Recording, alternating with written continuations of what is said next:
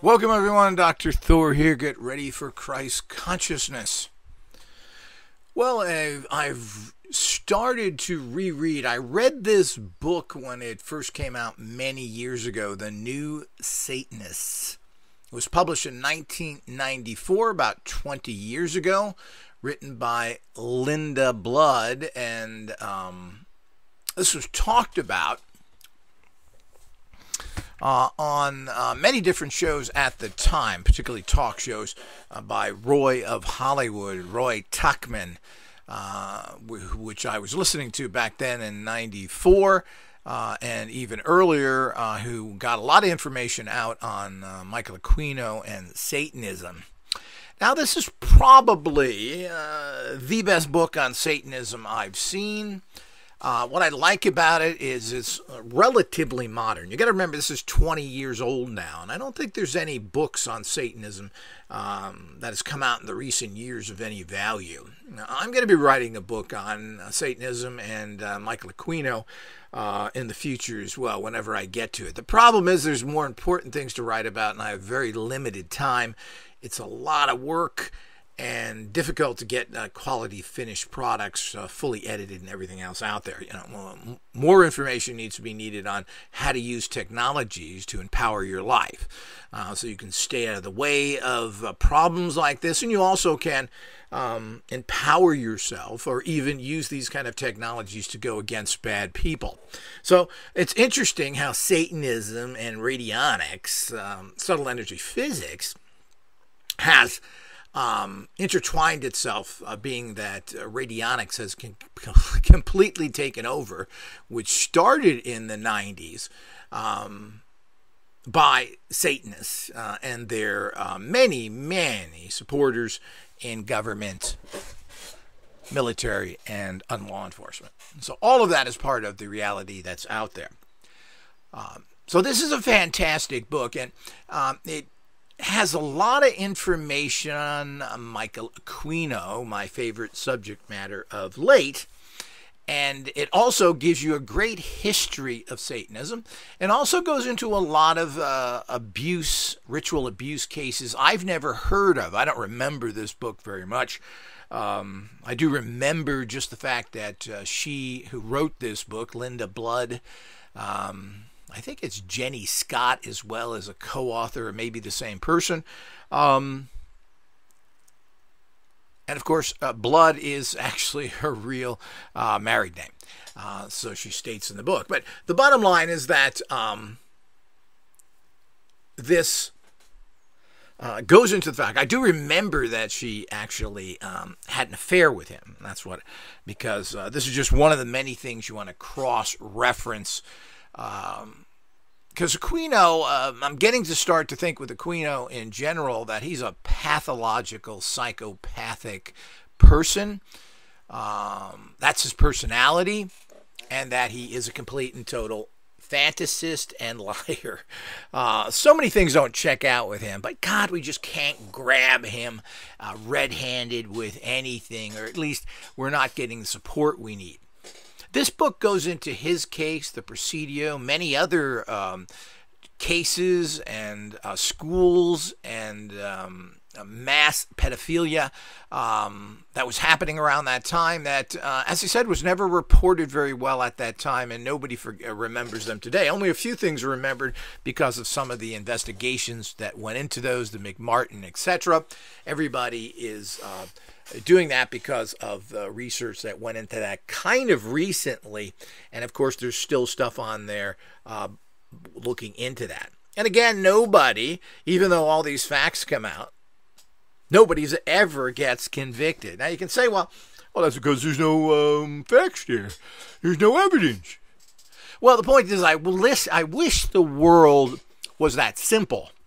There is such a political mishmash and so much corruption and so much misunderstanding in this area. You've got the typical public opinion, which is completely confused and thinks that anybody involved in any type of mysticism are evil people sacrificing babies. And this has been going on for thousands of years. They've always accused people of doing this. This is one of the number one disinformation situation. So they attack everybody instead of trying to make allies with those people in occultism that are more than happy and willing to work with them and become advisors, but they won't do it. This is the same story with the idiot reporters out there that want to find people they can talk to who will reaffirm their belief systems. Generally, they're little idiots that they like to put on their shows and so forth that have no credibility. I got a blog. I'm 12 years old. And they know absolutely nothing, but it reaffirms their belief systems. So this is the kind of stuff you have. Even people that appear to be relatively good and trying to do good work, if that's really the case, because you have to really wonder if they're not seeking truth, then what are they seeking? And whose team are they on? So we get involved in these things, which is quite good. But this is a very good book. It also goes back in history talking about negative cults, Gnosticism, which is another interesting area, which I believe is the highest state of consciousness. Of course, Christ consciousness is a Gnostic state, meaning you have reached the state of knowing what truth is. Now, once you know what truth is, it is totally up to you whether you follow it or not. And a lot of people are given truth and they reject it, which is interesting as well. But your goal should always be, what's the truth of it? Not that I hate this guy because of his religion, his color, if it's a woman or a man. And this is what it really comes down to. And your personal prejudice come into it, start warping what you interpret or understand as truth. Well, you failed, and you're going to be in a load of poo with that, and you're going to disseminate faulty information, becoming part of the problem, if not the problem. So this book cuts through all of that. Now, there's an awful lot of information here. I could spend hours and hours on this book, and I will be doing a lot of separate lectures on it, I think, taking bits and pieces out of it and talking about it because it's very critical. Now, this book has been out of print for 20 years. If you try and buy it today, it's hundreds of dollars. Yet it can be found online free as a PDF. And if I don't list it initially here, do check back because I will list a link of where you can actually find this book for free. There's no reason to spend hundreds of dollars on something you probably have no use for it. And you got to remember that when you buy used books that are just out of print, you're not helping the author, you're not helping the publisher, you're just helping the used book dealer. Nothing else. None of the sales of this book go to the author or the publisher of the book when it's a used book. So you're just paying a lot of money for something that's rare. What's interesting is all these satanic books from the 1980s when we went through that big interest in it because the news media picked it up, with all these people that had these stories of being ritually tortured, etc., are hugely expensive, $300, $400, $500. I just looked at a book called 22 Faces, a book apparently that everybody wants suppressed as this person's been under high harassment for many years, and they want $500, $600 for it. Now, why these things aren't being republished again, or I don't know. With the new digital publishing and everything else, you certainly can get this stuff out there, and they should be in publication forever. One of the problems is that a lot of authors die. And now this book itself is published by Warner, a huge corporation, but they don't seem to want to offer these things in electronic versions for low cost. Why? I just don't understand that. Most publishers are sitting on tens of thousands, if not millions, of books that they just refuse to reoffer again. This is so typical with the fun and kind of bad Parker Publishing books, which everybody kind of loves because they're simple, easy to use, and you can read them quickly because the book, the practical pages are about 10 pages, and the rest of it is stories how Mabel made a million from using their techniques here. But everybody likes them. They're kind of fun. They're pretty primitive books, most of them. Some of them are little gems, but people love them. Where are they? People love them, and basically what's happened is created an underground market where people just steal these and put them up as PDFs for free. This is all part of the problems that are out there. And the whole publishing business, which is claimed to be so unprofitable, well, I've talked to Amazon about that. is not being switched over. And even after having these print on demand, which means you don't have to print anything, store it, or anything else until it's ordered, then send it to the customer, is a fantastic benefit for all of mankind, because now anybody can publish a book and you don't have to invest any money in it. Used to have to invest thousands and thousands of dollars, have boxes of books in your garage, and then try and sell them through ads out there. And a lot of people did this, and most people never made any money. This is a reality out there. So how to make books on demand? Well, I've been doing it for 40 years by printing out high-quality laser-printed copies of my materials and then binding them myself in different levels of that. Because it was basically there for the information. It wasn't supposed to be pretty. But the whole idea is they can do that today, and they can do that with all these books. Nobody does it, and this is a real tragedy against mankind, that all this literature, and we're not talking about literature that's in copyright or not. These people own it. There's no reason why they couldn't have a Kindle version of all of this and start making money on it. And this would add to their bottom line dramatically if they took these hundreds and hundreds of thousands of titles they had and started offering them everywhere. I don't quite understand that, and makes no sense to me whatsoever.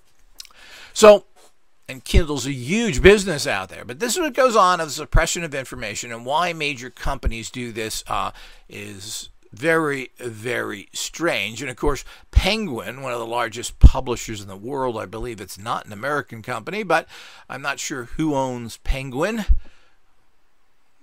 Does an animal own that? So, do penguins own that? Well, they act like it, but the whole idea is that they own all this stuff, including all Parker Publication stuff. And of course, when you write to them and try and get information, you don't get anything back from them.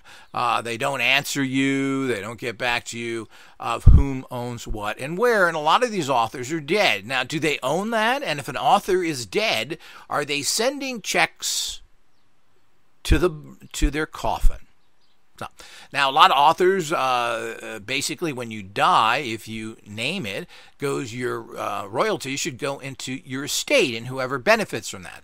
People like Sir Arthur Conan Doyle has an active estate, and the people there own his rights even to this day, even though I'm not sure what the publication, apparently the books that were published in the late 1800s are in public domain to some degree. But they own the Sherlock Holmes name, and you have to pay them.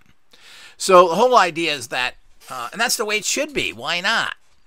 So all of this can be done, and it seems to me they're losing tens of millions of dollars in revenues not doing this. And basically people, particularly with the internet age, just PDF these things, and they throw them up places where people can get it for free. And rightfully so. But remember, when you buy a book, a used book, the only person making money from that is the guy selling it. He's not paying anything to the author. He's not paying anything to the publisher. So is this a good motivation to spend lots of monies on things if you can find it and add a print book for 20 years? So while the author of this, I'm assuming, is still alive, from what I understand it is, she is, but she's not going to get a penny for that. And she should be publishing this on her own so she can make some money from it. But I don't know what her contracts are. These publishing contracts, as I've mentioned before, are very strange. And you can give your rights away for life for them to publish it. And there's a good reason for this if you're a good publisher. If you're not, there's a problem. So all of that is here, and neither here nor there in the smaller picture, but in the bigger picture, the suppression of information, and we think we have the internet and everything else, is still a real problem because you can't get information you need. Because who wants to spend $400 for a little paperback like this? I mean, nobody's going to do it. I've done this occasionally because I'm a researcher, and of course that's why researchers need lots of money. But, that came out of my pocket and reduced my profits and operating capacities because I have to spend $400 on a book to get information I can't get other places. But as I mentioned, this is all over the net. Check for a PDF copy or check a link down below. But we are this is a fantastic book. As I said, it gives you modern. It talks about ancient satanic practices. It talks about Gnosticism, as I've talked about. All of these things she covers, including a whole bunch of stuff in the modern Satan and things that have happened to people. in modern times, particularly a lot of information. Now, this author claims that she had an affair with Michael Aquino, that she was going through a bad time in her life, was married, somehow drifted into the excitement, met Aquino, and I'm sure Aquino, I mean, he's particularly when he was younger, is a fairly good-looking guy. He has a magnetism and charisma. She was looking for the atypical bad boy, a typical female problem, and she ran into one. So the whole idea is that and being unhappy with her relationship and being unable to fix it, she just went ahead and had an affair, and of course this broke up her marriage, etc. Now at the time, Aquino, and I'm not sure if he was married to Lilith at the time, but they were together as a relationship. I think they were married or etc. So she claimed she had a sexual affair with him. So, like everything else, Aquino denies everything. Here's a guy that I'm getting to the point to think that he is a very serious psychopath, a sociopath psychopath, if that's two things together. But he puts on this entire, and he's a psyops operator. He puts on this Boy Scout reality of what he lives in. And of course, he even was a Boy Scout and ran to the very top of it and became chairman of the board, whatever it is that he was. And he loves this stuff. He's a badge getting. He wants titles. He'll even buy fake titles like Lovecraft titles that he'll get a little certificate that has his name on. He thinks that's just fantastic. That he's in a fake order of the Goopagoos from H.P. the Lovecraft, the anti-occultist, who wrote a book stating how occultism was a complete joke and farce with his buddy Houdini. So the whole idea is that, and was going to publish this, but Houdini died, who, by the way, spent millions of dollars to go after occultists, claiming that he was going after fraud when he was really just destroying an industry that was competitive to his. And he spent millions, and he had it from movies and shows and everything else, to go after these things. And one of it was to hire Lovecraft to write this anti-occult book that it was all just nonsense. This is a fact, and you HP dumbcrafts out there that like to say this is not the truth, will stick your head where the sun don't shine. Because it's just not a fact. This is a fact. The book exists. It's been written about many times. I've seen copies of this book, which was never published officially. And why, I don't know. So it's ridiculous. But again, comic book reality is what you want to live in. There's people who spend their whole life writing about the fake H.P. Lovecraft, entire so-called freaky weirdo occultists who think that there's power there, and the Necronomicon, etc. Well, the point is, it doesn't. And we published books on that. I worked with people who worked with the Necronomicon, and they didn't get very much success any more than with that system. There was nothing. And they all claimed they did. And when I looked into their life, they were all a bunch of loser, weirdo, big, giant, fat slobs who were criminals working for collection agencies, harassing people, and a whole bunch of other deviant scum that are into the Necronomicon. It's just a fantasy. Now, if you want to build a thought form image or something and then empower it, well, that means you're using psychic power, and you could do it with Mickey Mouse. So I don't know why I'd want to get into Lovecraft. And not only that, Lovecraft was quite a freak himself. So the whole idea is, as we get on top of these things and find out what truth is, all of these things come out. So, but this book goes into it. Now, it's a fascinating book that encapsulates a huge amount of information in a very few number of pages. I think it's 250 or whatever pages, and 242 pages, and gives you a fantastic overview. Now, let's get into all the typical things you run into. There's several things here which are quite fascinating, which I'll just cover right now. But everybody should get this. If you have any interest in Satanism or just want to know about it, you should get this book to be informed at a pretty good level. Now, I found all sorts of things in here that I am not sure are true. Where she got her information, how much factual it is quite fascinating. There's two things that have actually come up in this book which are very interesting, which have been stated differently by others. But, you know, you're talking from one liar to another. Can we trust anything anybody states, writes, etc.? Now, I've talked about this before, and you can't. You just can't. It's their opinion. They may go to their death screaming that, yes, I believe that's true. No, it's wrong. You believe it's true. That's your opinion. You've warped your mind. You've lived by it because you made money on it. It's a lie. And that's, of course, what we run into with so many things. People will go to their death believing nonsense. This is what Einstein did when he knew his theory of relativity was completely bogus. And the mathematics didn't work out. He knew damn well. He was a guy who tricked the system, who I think was an interesting thinker when he wasn't humping everything that moved and marrying his cousin. But other than that, he's kind of an interesting guy. I like his statements. I like his thinking to a larger degree. But he got caught in the fact that, I am relativity, and wouldn't move into what was been proven and now is used exclusively, quantum physics, of how the world works. Just the fact. And the other stuff is nonsense. And to think that you can't go faster than the speed of light is kind of ridiculous. So we have to understand that. We have to understand exactly how that works. So there's two things here. Now, she goes into talking about celebrities, into Satanism, and one of them, of course, who's probably the most famous Satanist that we know of, who publicly flaunted it, was Sammy Davis Jr., who actually, after joining the Church of Satan, was wearing satanic, large satanic pendants all the time, wearing on stage, he's wearing everything else, and has quoted the fact, has been quoted as stating that he always kind of loved the darkness and the frightening and was fascinated by evil.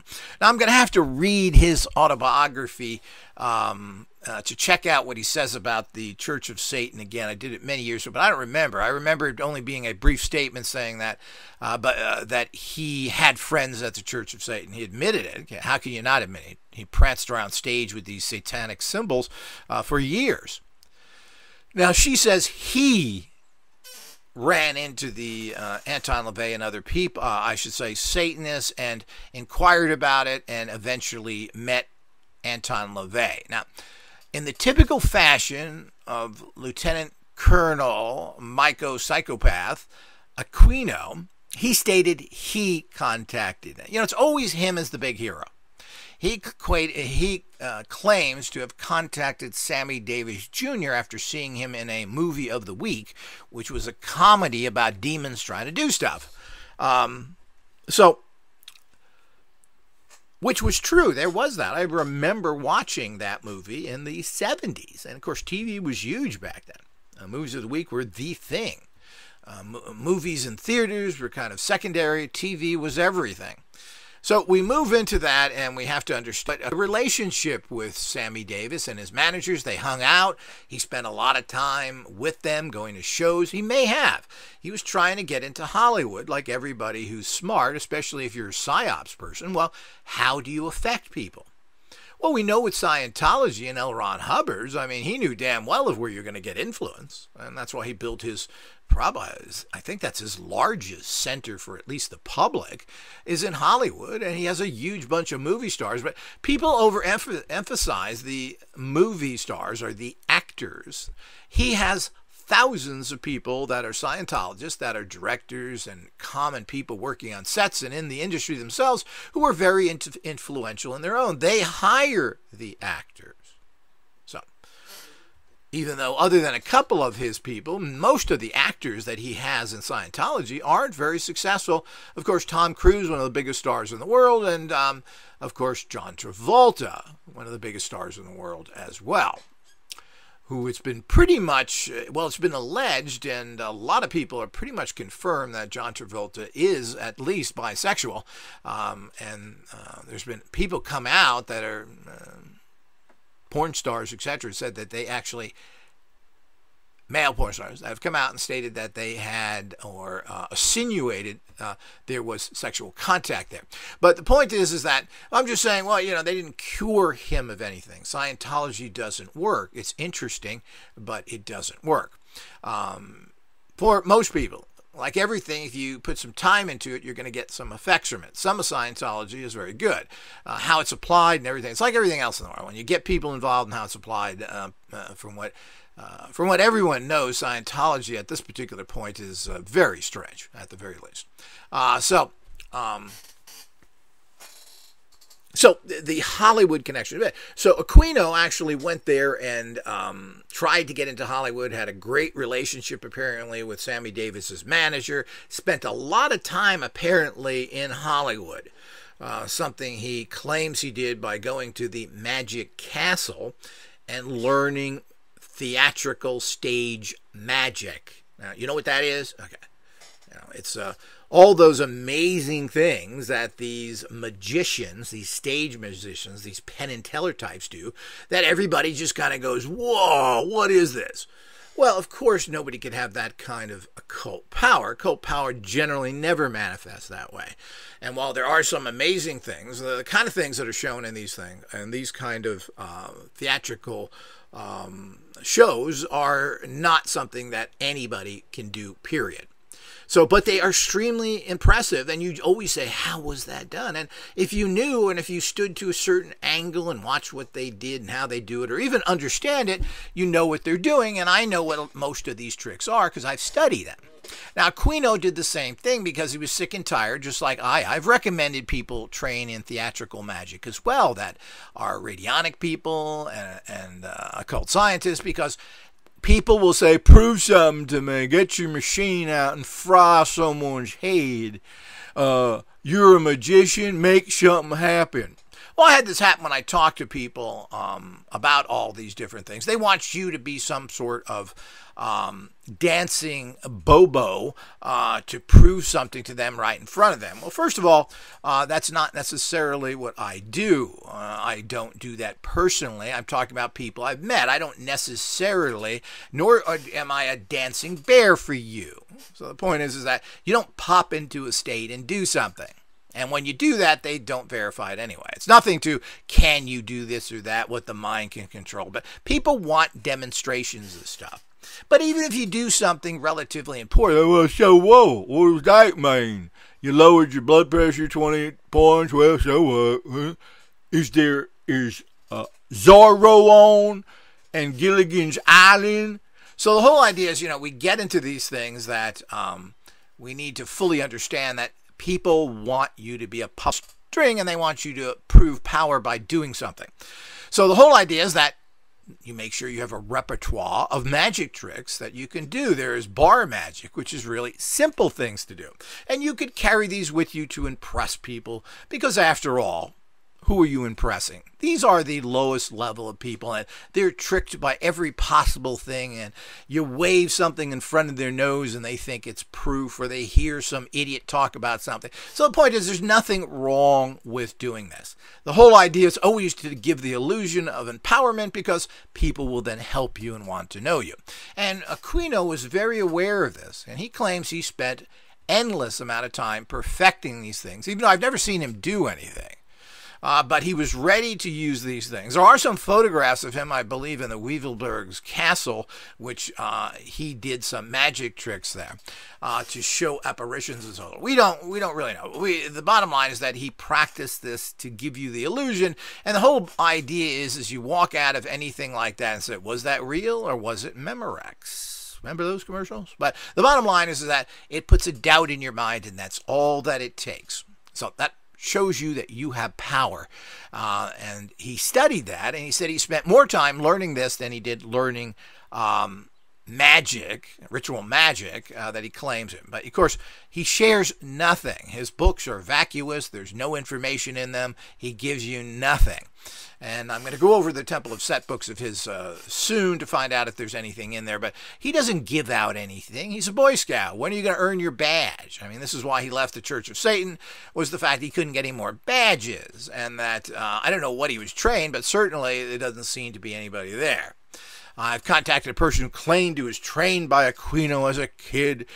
There's no information coming back. What were you trained with? This guy doesn't know anything. I'm not sure that Aquino knows anything either. He knows standard ritual magic, which he got the standard Golden Dawn text from. These are excellent little ritual magic books. based in the Western system, by the way, and then he's put all this into some sort of quasi-Egyptian magical system of unknown power and strength. Certainly, like all these things, we just don't know what is going on here. No Satanist has come out, including the infamous E.A. Koetting, and has, beautiful babes around, a Rolls Royce, and a Malibu estate saying, I got this from all Satan's help. Until I see that, I don't think they have any power at all. So these people are very strange. Most of them are whacked out drug addicts. I mean, they're not manifesting much of anything. Now, Aquino, while serious, I'm not sure he has the capacity that he thinks he has. Aquino doesn't really have the capacity to do much magical empowerment, period. He certainly didn't prove much in his Presidio cases, and where he was basically thrown out of the military and everything that goes there. I'm not sure what he's done past that. He's lived off of mommy's money. He lives off of the U.S. government with a big fat paycheck and this officer reserve program. It's very strange how he got into the military and what he was doing, etc. But of course, very smart. He didn't have to go through the traditional system. But it's very interesting when we get into the facts of this. So this author states that Sammy found the church himself by bumping into some people and then investigating it later. Aquino states that he went there and presented him with his honorary. Oh, it was okay to give Sammy honorary. Yeah, thanks for the honorary car, Mickey. So the whole idea is that the bottom line is that to be a person in the church, and that he presented it to him on stage. Now, I don't know if that can be verified or not. Now, she states something different. So we don't know because, again, everything from Aquino is me. And it appears that Anton LaVey, who ran into a lot of people in Hollywood, wasn't able really to collect many people that would work with him. And of course, everybody's going to pat you on the back and say, yeah, I support you, but where's the dough? Where's the beef? Where's the money? You don't get that. And Hollywood is notorious for sucking whatever they can out of you and giving you very little, if hopefully nothing in return in their book. So there isn't this long list of Satanists that are Hollywood people out there, even when they had somebody who was carrying the flag for them, like Sammy Davis Jr. This is a huge star in the 70s. He was in the top 10 of celebrities. I mean, this guy was playing all around the country and everything else. And certainly I can understand Sammy particularly being interested in this, a guy who was persecuted all his life and was even threatened to be murdered by the mafia because he was dating a white woman.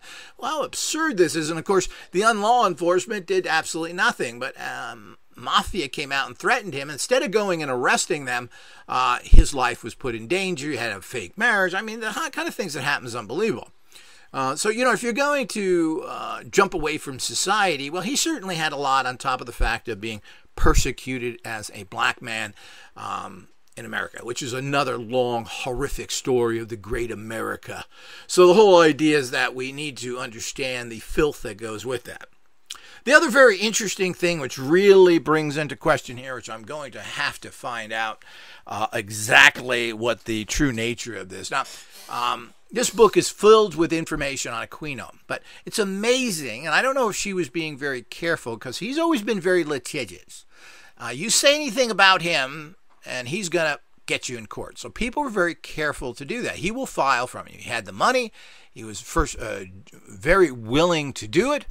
And you have to give him credit for that he didn't just let it flow. So he felt that nothing about what he did could be proven, and he sued as many people as he could that said things about him. And this is very good because they do have to come to court with proof. And some people who even blab in their mouth today on the radio apparently had some action against them. And from what we understand, of course, again, trying to find what happens, I'm not going to spend hours looking through legal records, but all these people back off because they have no proof. It's hearsay. Yeah, it's a paper boy, a shoeshine guy. Yeah. So this is the way it always is with all of these people. And this is totally, completely unfair. And if you're going to accuse people of horrible acts of pedophilia, you better have evidence. There has to be strong evidence to prove that. As I've always mentioned here with the infamous Bob Saget case, I mean, people came out calling him a pedophile and saying that his wife murdered him, that he was murdered by people because he was a pedophile. 100% wrong. There's absolutely nothing written about him anywhere or even insinuated that he was involved in any kind of those activities. He had a dirty comic act, period. Well, that doesn't make you a pedophile. Let's talk about all the other filthy, dirty acts out there that are really unlimited. From all the people that are out there doing these kind of acts, particularly the Dice Man, who I've always kind of liked when he was more of a PG to R version. You listen to him live, what a filthy, disgusting act there, who basically said, hey, it's okay to screw your daughter. And he said this directly. Now, this was supposed to be humorous. Now, I don't think this kind of stuff is humorous in a very sensitive time. So it's not, I don't think that's funny to talk about. But his filth that came out of him at such a level is unbelievable. But Bob Saget, because he was on a TV show as a father, was accused of doing everything by a bunch of people just fulfilling their own egotistical needs to think they know something based on nothing and ruining other people's lives. And the two biggest perpetrators of this were two black guys who were Christians. Isn't that double trouble? Shouldn't you be a little careful because of what's happened to the poor black people? And shouldn't you be careful if you're a Christian? No. When you add Christian to it, boy, did you just fall below Satan and a pedophile in terms of your understanding of the world. So this is the kind of sickness that's out there. But the bottom line is that there's a very important situation here. And she points out a lot of things that went on with his case, which are very interesting that aren't talked about. Of course, in his book, none of this was covered. I'm going to have to go back over and read his book on the Presidio and what he was charged with, because he jumped over a lot of things. And he made a lot of misstatements, or they were correct, like the Temple of Set doesn't have any... doesn't use any Nazi uniforms in their rituals. Yes, officially they don't. But it's all part of it. This guy is a person who loves the Nazis in this fictitious fantasy way. And when you start rationalizing that, when you have a dagger from somebody who's killed 12 million people minimum and has done horrible things, well, I can see that he can really sense energy. But he doesn't believe in psychic powers anyway. He doesn't believe in sensed energies. None of that. So he's got all these problems with Aquino, but here's the big kicker here. Now, Aquino has stated in interviews and everything else that he was part of the Army space program. Well, you say, what the hell are the Army doing there?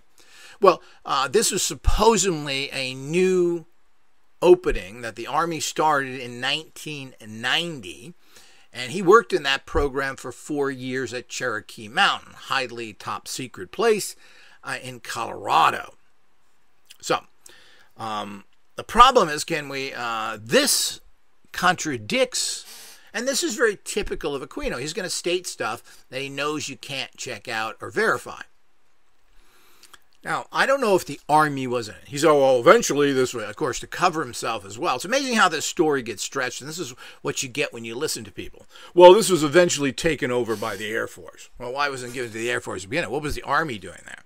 But, of course, all the military works together to a degree, and, of course, the Army is going to be shooting off missiles and other things which may need something to be understood or space-based. It's not necessarily that. But that's not what he talked about.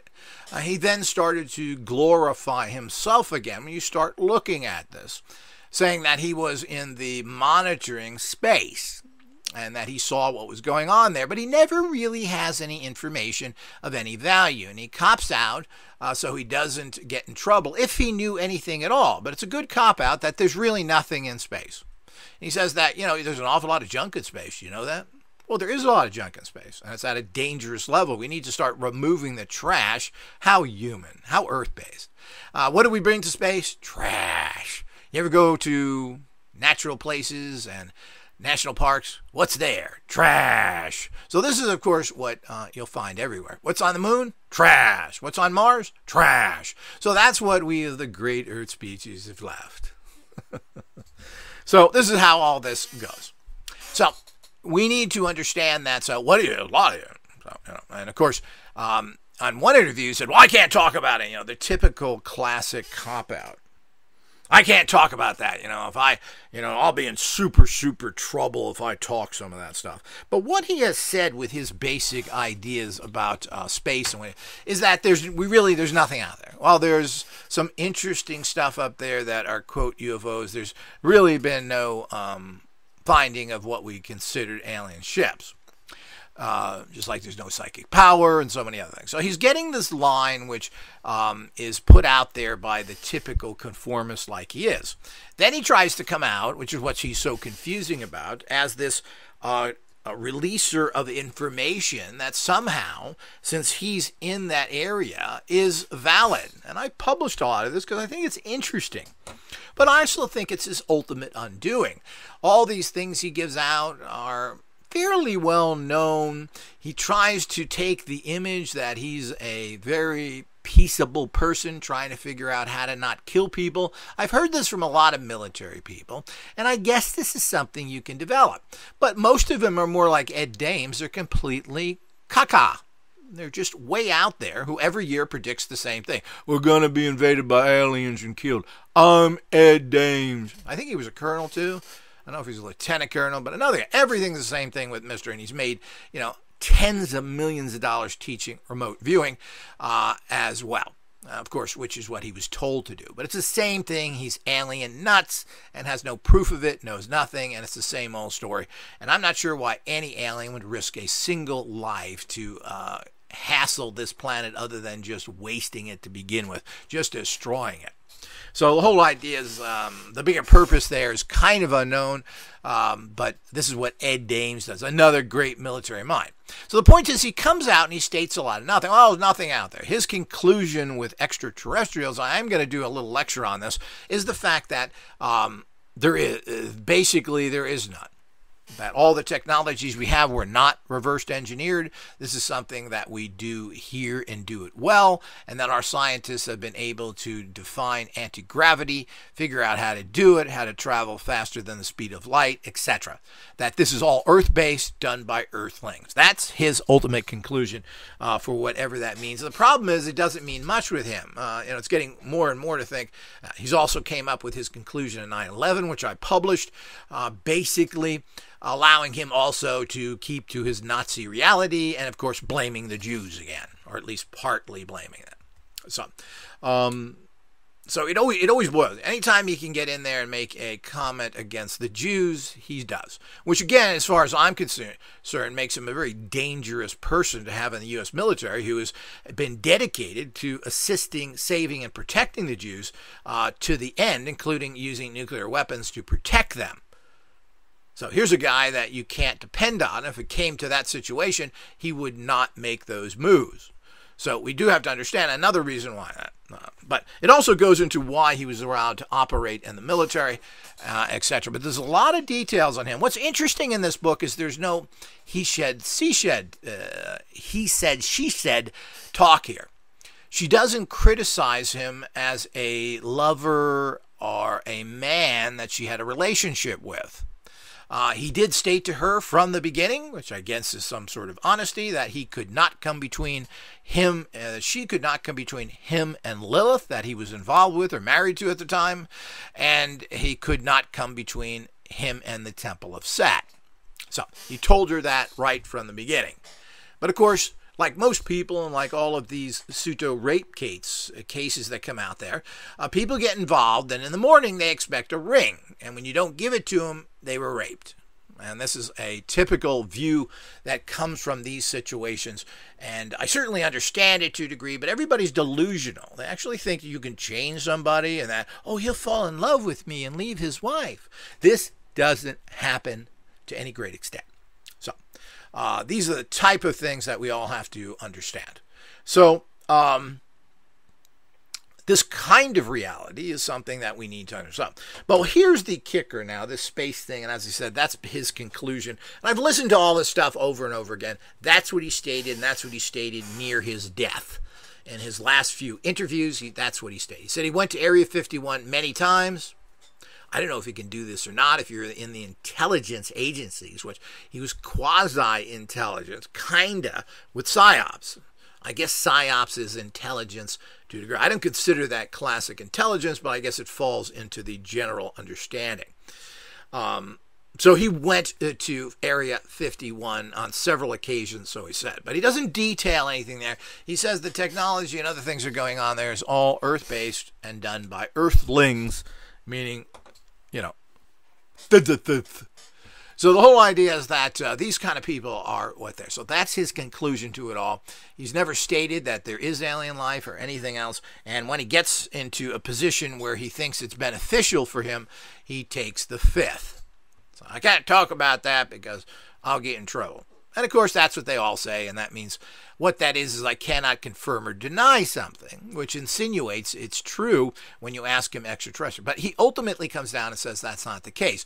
I've heard him expand on these things in each one of his interviews. His first interview, just like with 9/11, he didn't give full details. His second interview, he gave full details on what he believes happened to those crafts and that red flag psyops operation, which it was, as is the same thing he talks about extraterrestrials and so forth, and even World War III, which isn't necessarily a big secret.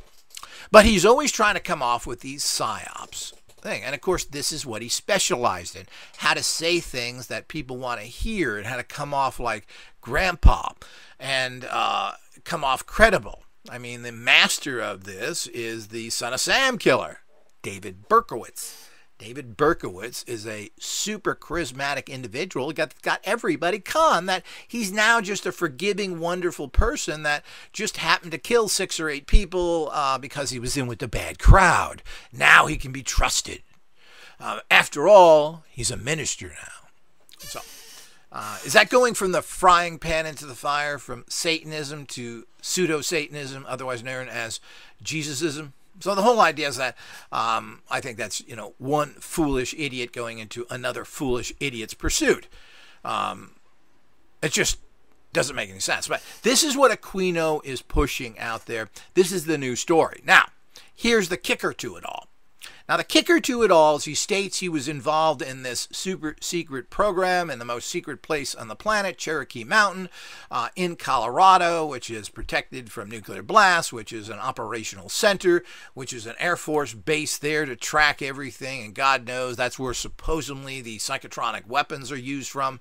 And it's just another giant military whorehouse where loaded with billions and trillions of dollars of money and producing little or nothing. Unfortunately, our biggest enemies are the people in that facility, not those on the outside. So the whole idea is that that's what's going on. Now, he said he did that from 1990 to 1994. Well, he was thrown out of the military in 1990. They canceled his contract. He fought, and there is legal documentation, and this book goes into the process of him because he tried, once the Presidio, and there's a whole, and it describes it in here. I don't want to go over it. I don't want to keep whipping dead horses and repeating things. It's best you read it yourself. And you don't have to read the whole book. You could read certain areas that you find more interesting. But the bottom line is that after all this initial Presidio stuff, other cases were started against him. They went after him, apparently, from how I can, it gets very confusing. I've read so much on this, but apparently the authorities to be went after him again in a much more professional way. There were 2 fires on that base which burnt down the records. Oh, just like the Twin Towers and the mysterious Building 7, which just fell down. As I said, it's the breeze from the trade towers falling straight down, a engineering impossibility unless you make it do that. But the wind from that blew down Building 7. So these don't make things like they used to, Thor. You know that. So the whole idea is that, which was loaded with secret records that just kind of disappeared. I mean, this was so engineered and so well known of what they were going to do here. It's just amazing. The planning that went into this and the evil genius madness of how they planned this, because those were not the targets at all. It was Building 7 was the targets all the time. But you can't have a rocket hit Building 7. It becomes obvious. So it's the point. Look at this here. Look over here. Look over here. While they're sticking a knife in your back. So this is the same old thing you run into in so many places. This is what we have to be careful about, red herrings and pointing people out, particularly in this entire field. People like the Process Church and Charles Manson, who they've made into these horrible things to be red herrings. And I have find out what happened there, and we'll report on that soon. That mystery has been solved, by the way. So what we need to know about all this stuff and what is actually going on. So in 1990, and he was thrown out, he appealed the case, he went back and forth, and ultimately the military held up that him being dismissed had cause. The reason why they didn't have an official trial, which I find to be very sketchy, and seems to me is corruption, not caring, is that the military decided that the children could not handle the trial and that this is better to just drop the issue. What? When was the legal system based on caring whether the victims can handle it or not? They do all they can to traumatize you, and you have to meet your accusers. You have to look them in the eye. You have to tell them what your evidence is. You deserve this as a person who is being accused of something. So this is a necessity. This is not going to make what happened to these children less traumatic, that they didn't go through that. I think if they had some sort of closure and someone was convicted and thrown in prison, I would say, yeah, I went through that, but we got the bugger. So I don't buy that. That's your typical incompetent military buffoonery going on and corruption. The other issue is that there were 2 fires burning all the conveniently, and this is the same old thing that happens. It's kind of like a mini 9/11. 2 fires were started at that place, and of course, I'm the Army investigator. My name is Gomer Pyle III, and I'm here to check out a hot stuff that makes things burn. Fires! I'm here to fires, and I know I'm Gomer. So the whole idea is that they found that it was electrical wiring. Gomer, what did you drop there? What's that white envelope? It's got a lot of green in it. Oh, I picked that up at 7-Eleven. It's a candy bar. Okay, Gomer. Looked like money to me. But the whole idea is that this is what happens. And they go, it's electrical wiring, Sergeant. Yes, you was. Now, after the real investigation started by outside agency, apparently they brought in the tobacco and firearm people who investigated the fires. They found that these were arson-based. They found propellants. There was a propellants or whatever they call them, things that make the fire go. We make a lot of the fire go. We find it all over the place here. Gomer, how come you didn't find this, Gomer? I found wiring, Sergeant. So the whole idea is that this is the kind of thing that happens. So it just, gets deeper into the poo as we go on and on and on. And this is why we never get a conclusion to anything, because it's all corruption again. Now, people who came up with that story after it's been confirmed that this was arson should be court-martialed and virtually thrown in prison. That never happened. So it just, oh no, we're the army, that's how we do it. After all, we had a general who was a Nazi, who was fighting for Hitler during World War II. Why not this? Another general who had all his planes were blown up on the ground, couldn't defend the Philippines, had the largest submarine fleet in history, but couldn't fight back.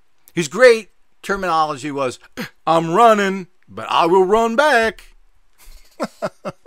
So this is the kind of sterling officer corps we have. And Aquino just adds to the pile of poo of these kind of people. So this is what's going on. So, but here's the kicker now. And there's a lot of information here that I was unaware of. Now, I don't know if I can verify any of this stuff. Certainly, I think what's stated here about him trying to get back into the military and everything else makes a lot of sense. And he talks about some of this. He also talks about in his own book, but he doesn't bring in a lot of these other things. But the bottom line is that that's what the court said of why they didn't prosecute him. But they said they had plenty of cause to go after him, and they believed that these charges were true, and they threw him out of the Army in 1990. All of a sudden, he ends up in Cherokee Mountain for the next 4 years, so he claims. And he says this all the time. kind of like he's trying to say, well, don't believe what you heard from the Army. Don't believe that I was thrown out of the Army because this happens. Now, how provable is this? And I'm going to try and look into this. And if anybody can find information on this particular Army space program, which does seem to, if you punch this into the internet, it does come up to a certain degree, that was started. He claims, I was the first. Well, what does that mean, I was the first? Well, it means you can't find anybody else that says, oh yeah, I know that program, I was in it. It is the military. There's literally hundreds or thousands of people who will go through anything, or tens of thousands, even millions, that could go through a particular military division, or I was assigned to intelligence, I was in the infantry, whatever it is that it is out there. There's usually thousands of people involved with that, and you can find information about it. He was the first, meaning that there's no, prior to 1990, there's no information on it. That's interesting. There's no way to track it, what they did, who's involved with it, etc. And of course, this is all part of PSYOPs. And you give people information, but you can't prove it one way or another. So, well, I'm a nice guy. I'm a colonel after all. Okay, well, that's your credibility, so that must be true. Well, we all do that, and that's your first big mistake. The other thing is that then it was no longer in operation. Now, when did it go out of operation? He was there supposedly for 4 years. And how are you going to check this out? Cherokee Mountain is one of the most secret places there is. Apparently, his clearance, his secret clearance, was removed during the initial parts of this investigation into him. And rightfully so. Obviously, if you're under suspicion of a horrible crime, well, maybe you should remove the guy's security clearance. But, you know, it is the military, so we can't really bet on that. But the whole idea is that we have to understand the fact that it doesn't exist anymore. And it may have ended after his 4 years conveniently. And you're not going to find out about secret programs, and particularly about anything that was going on at Cherokee Mountain and everything that entails in that, and all their looking at space, another area that's very sensitive and gets everybody in trouble. The minute you talk about UFOs and aliens and everything else, you're kind of in hot water. You know, people laugh at this, but the people in charge don't, and they harass you for it. So the whole idea is that how convenient of his next job, something that can be virtually is impossible to prove. How do we prove? This is a new division run by itself. I'm the king of it because I'm the first and only. I'm the commanding officer here, so there's basically no one under him, I'm assuming. It is his baby. There's no way to check it. There's no way to anything else. So this is very, very suspicious that that's where he would go to. So, as his final 4 years, apparently. And there may be other records here as well that we'll have to look into, is how much longer after he was officially thrown out of the Army did he state he is still operating. So this is something that has to be looked into and see if we can find any factual information. What the dates are, and this book states it very clearly, because when you read all this stuff from 5, 6 books, all the things put together by Aquino and others have written, things tend to, this is why research is so difficult and takes so much time, they all tend to blend together, and the exact dates things happened, etc., tend to get hazy in general. So, we have serious problems figuring out things. But here we have very clean dates. He was, from all verification that we can find, is that he was released from his contract in 1990 by the U.S. military. He then states that he spent 4 years in a high position, because you have to have a very high clearance to work in Cherokee Mountain and do this kind of space work, for 4 years. Now, I don't know if he ended his career in 1994 or not. I have to check all these dates out. I tried to find something quickly, but I can't. But this all, as you said, gets into this mishmash of confusion. That's why it takes, very detailed, very advanced research and record keeping and writing these things down. So when you put them all together, does it make sense? So he is claiming that this didn't happen, that he was not released from the military yet. And purposes, he certainly was. This did happen. He was thrown out of the military. He's made these statements as well, but again, they're elusive. We're not really sure what the dates were. And he's stating that after this incident and that he was released from his contract, that 4 years have gone by, and conveniently 4 years that is very difficult to check. So after all these problems, you got a high clearance position in one of the most top secret places you can be in, Cherokee Mountain. None of this makes much sense, even from a military point of view. Now, the military has come out and stated clearly of why did you let this happen. They have stated that religion is religion, and there's nothing in the military that we can do about it. And he made sure that he made Satanism an official religion. That was part of what he did. This is part of his sneaky way of doing things. So he established Satanism as a verified religion within the U.S. military and wrote the Chaplain's Guide to Satanism that chaplains would use if they worked with a Satanist, which I'm assuming is very handy now, since there's so many of them. We can thank Aquino for this. So the whole idea is that he made sure he covered his butt, because he knew that if this came out in the military, that they could dump on him. But you're talking about religious freedoms here, something that the United States has always screamed about. They're better than everybody else because they allow freedoms, particularly of religion, but of course it's a separation of church and state. So the state has no control over religion nor gets involved with it. That means you can believe in anything, and if you can get it recognized like he did, being an officer, that you are in like Flynn, as that old cliche went. So the whole idea is that he made sure that they couldn't get him on that, and it worked well, because they came out and stated that his religion has nothing to do with it. It's his performance as an officer that we are looking at. And in terms of his case, he was an honor student at the military colleges on the dean's list, and he was this perfect badge-getting soldier. He was apparently, and I'm not sure what any of this is, but he was apparently tested in combat and everything else. He was in the 82nd Airborne Division, PSYOPs, in Vietnam for what appears to be a year, maybe two, we're not sure, appears to be a year. And he claims that he was moving around through Cambodia, Thailand, etc., and that he got involved in firefights, some pretty heavy ones. Now, I don't know if that's the case or not in terms of what he was doing there, etc. He was PSYOPs. Did they put him in the front lines?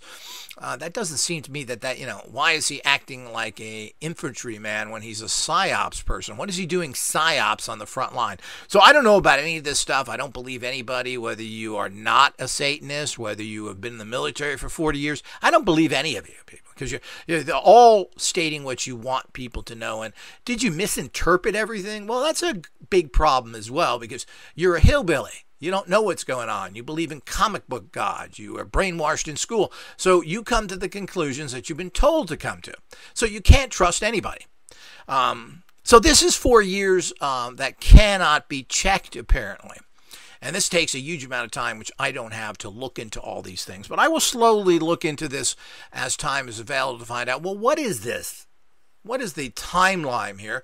Because if we can find out the fact of this major lie, if we can also find out if the lie about Sammy Davis Jr., and we can somehow confirm that it wasn't him that brought him in, because again, how nice an ego that is, that we got him and caught him in lies. When you caught somebody in a major lie, and this 4 missing years here is a fantastic fantasy, and he set this up because he knew it wouldn't be easy to disprove. So this is not a fool. This is a cunning psychopath who is twisting things to his own reality. So if we can find out that he was thrown out of the military and then was still there for 4 years later in this super secret area, well, this is a proof that this guy is a psychotic liar. If we find the opposite, for one reason or another. And I'm open to everything. I'm open to truth and truth only. So you don't have to fit into my little space I've made for this in its particular shape. That's the only thing I'm going to believe. I believe what is proven to me and where we can get at least credible sources to say, well, yeah, this did exist. But I'm the first one. Well, it gets to be very, very goofy. I'm the first one. It's no longer active. You know, I've heard this before, and I've heard this from people who claim they were trained in Tibet. And then what came out of their mouth was, oh, yeah, the place burned down. Okay, so we can't find it. There's no record of it. Yeah, but I went to that temple. Or maybe it even did burn down, but how convenient. There's no records there. There's nobody to talk to because it doesn't exist anymore. And, of course, that's the kind of things you want to do. You also want to make statements you're big buddies and pals of people who are dead now. How can you find out different? Well, you can talk to their friends, but what does that mean? No, I knew the guy. That guy didn't know me. His friend didn't know I was friends with his friends. So he goes on and on with these situations that are very, very bizarre. So we do need to keep all these things in mind of what's actually going on and how we're going to handle all these things, and how we can verify people's stories. So here's two very interesting stories that I'm going to try and check out. I want to try by reading Sami's autobiography, hey babe, to see what he states on this, if anything. As I said, my check of that many, many years ago was the fact that he just made a very brief statement. He didn't go into details of it. You know, publishers don't particularly want that. On the other hand, it was a section in his life that you had to mention. So, as I said, what I understood is he just stated that I have friends at the, you may know that I have friends at the Church of Satan, and whatever that was followed up with. But the point is that we need to know how he was introduced to the Church of Satan, which is something that Michael Aquino claims. And of course, in his typical way of going through the chain of command, how military, that he contacted Anton LaVey, another way to connect Sammy directly with Anton LaVey, but indirectly to him. So again, the story plays out. So if someone says, well, yeah, he talked to Anton LaVey, Aquino would say, yeah, but he talked to Anton LaVey because I set him up to talk with Anton LaVey. Again, very psyops, very tricky. And we got to understand these people are geniuses at what they do, whether it's evil or not. So this is what we look at there. The other thing is that you would think that military records that we can find would state whether he was, his military record would state if he was in this program from the time that he was supposed to have been, his contract was canceled in 1990, and then all of a sudden he's stating he was involved until 4 years more. Well, how is that possible?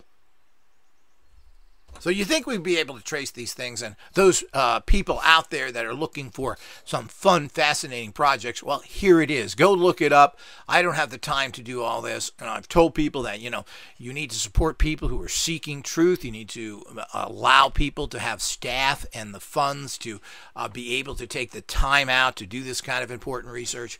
And, of course, none of this really happens. People are too busy funding board game projects and giving them millions, or fake charities and all the other garbage out there that people raise fortunes for that have no value in your life whatsoever.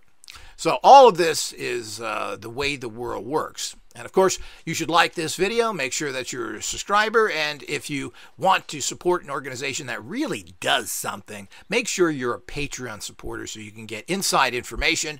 And many of the new discoveries and releases will only be on Patreon that are practical, and radionic subtle energy physics are going to be there and only there. This is going to become less and less of a medium. We like to keep this channel active to get out basic information, and that's what we do. But there certainly is absolutely no support from any social media, and we meaning the people that host these things. They use you, they make money off of you, and you get nothing in return. Hopefully this has helped everybody. Some more fascinating information as one chapter of the Michael Aquino book continues to be opened and searched for details, and we'll see how all this goes in the future. Until next time.